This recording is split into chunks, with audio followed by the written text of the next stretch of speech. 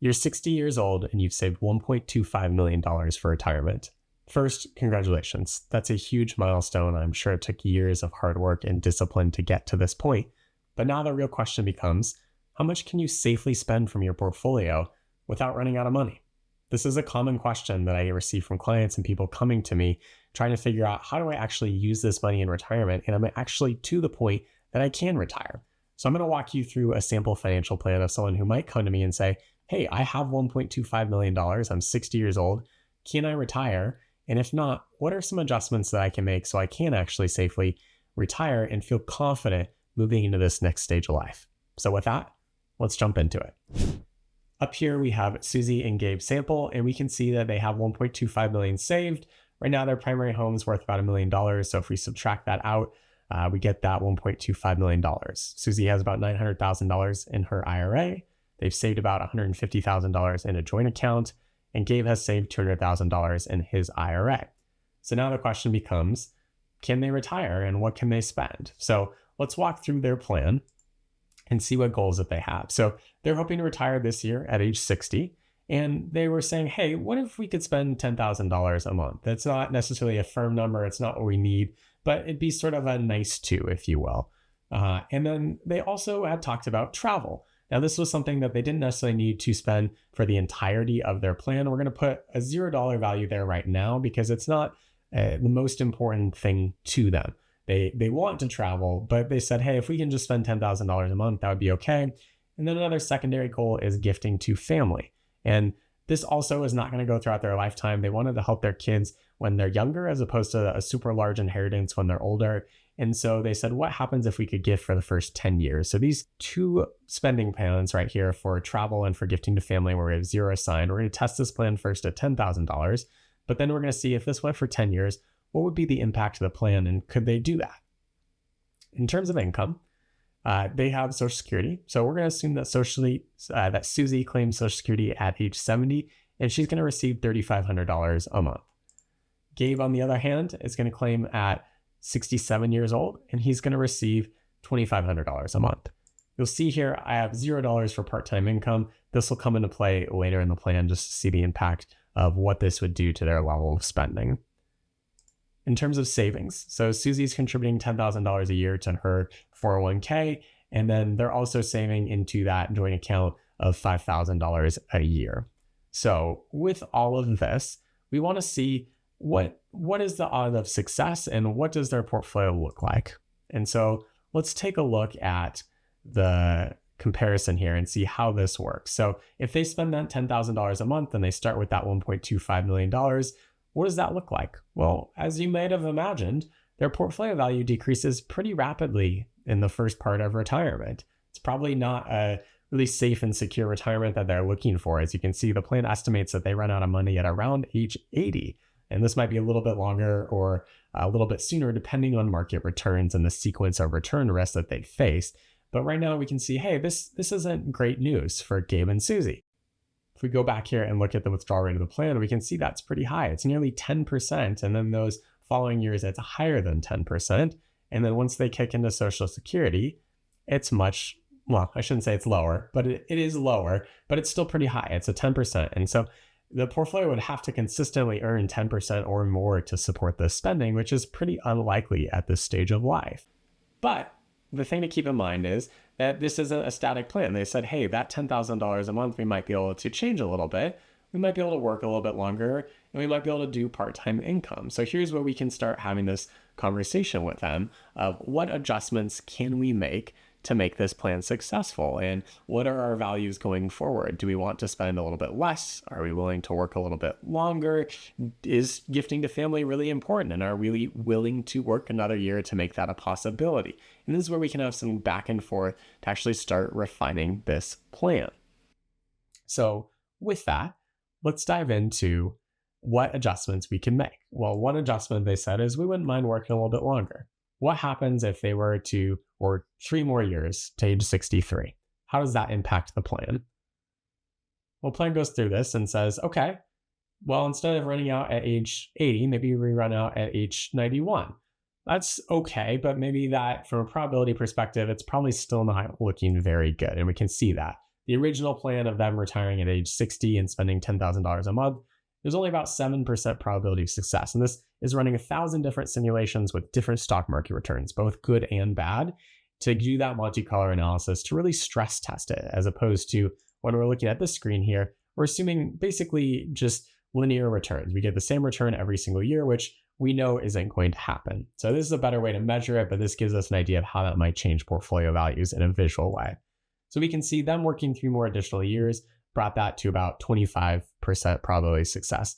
Not super high. So let's go back to the comparison, see what happens if they make a minor adjustment with spending. And they tell me, well, what happens if we were to knock $1,000 off per month for the next few decades? What does that look like in terms of retirement?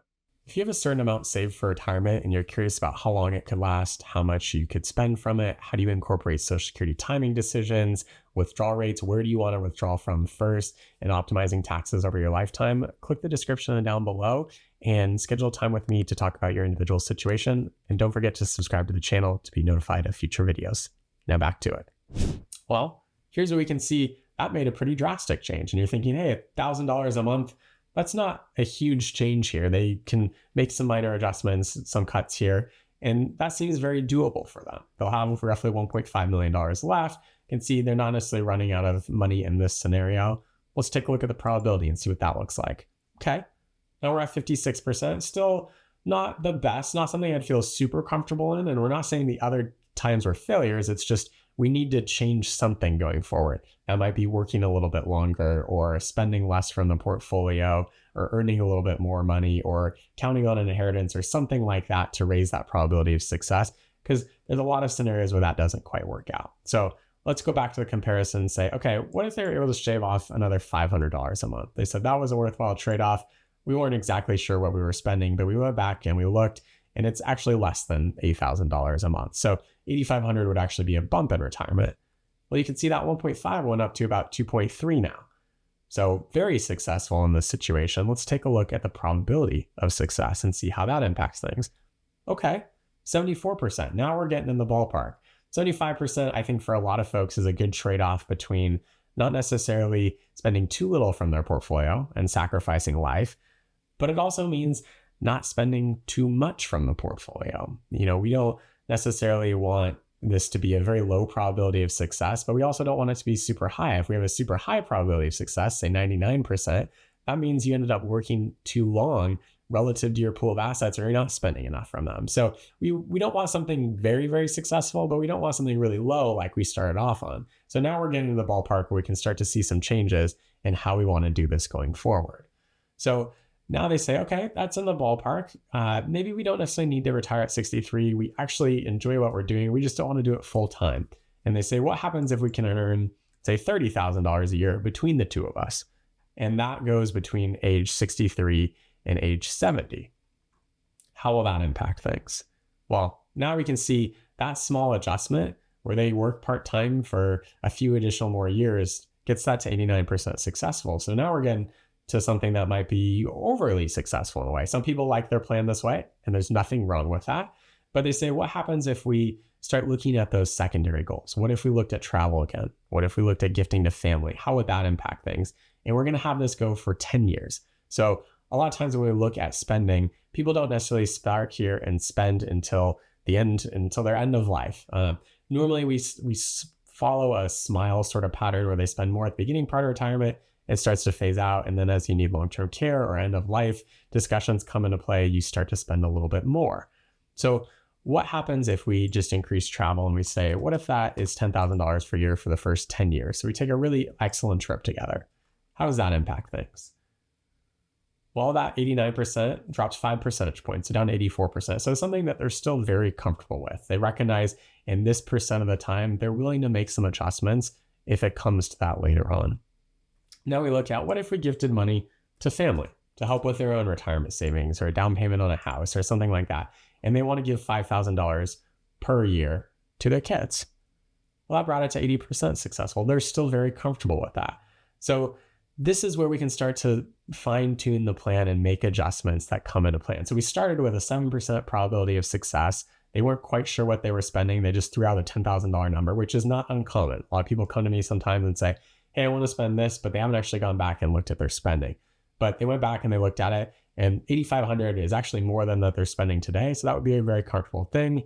They'll work for a few more additional years. They're willing to have that trade-off to be able to travel a little bit longer and to gift money to family for those first 5 years. And it's not necessarily going to get in the way of their part-time income. They have very flexible work that they can design going forward to be able to do that. And so you can see the probability of success that's changed here. We can go back to the comparison and see, okay, from where we were running out of money at age 80 originally, now we have 2.6 million left over in the plan.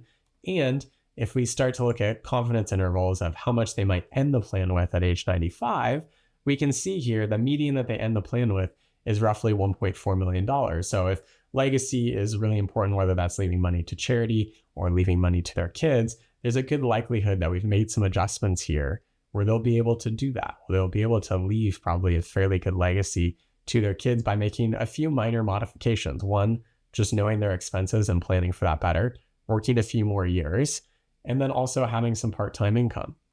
So it's pretty amazing when you start to actually put some numbers into the plan here and start having these conversations of how quickly things can change from a not very successful plan at age 60 to 3 years later being able to work part-time and spending a little bit less than they anticipated, but still more than they're spending today to have a good outcome and do all the things that they want to do. We can see the withdrawal rate does start higher. And this is a common concern for people, even in the early stages of retirement. They say, hey, I'm spending more than the 4%. They've heard of the 4% rule, if you will, and they want to stay below that. But the thing is, if we're counting on the 4% throughout life, a lot of times people delay retirement or start Social Security early, which are often not the best decisions. And so I want to highlight here how important it is that sometimes your withdrawal rate being higher than that 4% initially is okay. We saw in this plan that it actually works out okay, despite them having 6%, 7%, and nearly 8% that first part of retirement. And the reason that this works out okay is that high withdrawal rate goes until they start collecting Social Security. And here's where we can see that actually drops off. It does go a little bit higher just because the program's assuming that the required minimum distribution is being withdrawn here, which is why that goes up. But you can see it comes under a much lower withdrawal rate that is successful if we go back to that probability of success or 80%. So I wanted to highlight why this plan wasn't successful originally with that high withdrawal rate, but also emphasize that it's okay to have a higher withdrawal rate in early retirement as long as it's for a shortened time period. And this is where you can stress test that in the plan to see what sort of withdrawal rate could I take in early retirement to delay Social Security to get the most out of that possible, and then go from there. Here's where we can see visually with the new plan, instead of starting out with that $120,000 that we were assuming that was spent, they're going to work the next few years, and then at age 63, they're going to retire. And at that point, in terms of expenses, we have lowered that to the $8,500 a month adjusted for inflation. We do have those goals of the vacation and the gifting to kids. We are inflating that, and those go out for 10 years and then drop off to sort of mimic that smile pattern where they're spending more at the beginning part of retirement, but not necessarily as much in the middle, where things naturally start to slow down. And we could have more conversations about whether they want to extend that out. What would that look like in terms of part-time income, or do they just want to make adjustments with that? So I wanted to highlight why this is successful is because we are reducing the amount that's coming from the portfolio by them working a little bit longer in their full-time jobs, but then also that part-time income reducing the amount that they need. These small adjustments can make huge differences in the probability of success. And even for them, I just want to highlight, we are going out to age 95 for them to be conservative with this. Some people want to run plans to a lower age, and that's fine. I like to start with a conservative plan, and we can always make those adjustments later on. As you can see, small adjustments in the early stages of retirement can make a huge difference and a big impact to how much you can spend from your portfolio and what lifestyle decisions you're making for you and your family. Hopefully you learned something today, and thanks for watching. Enjoy.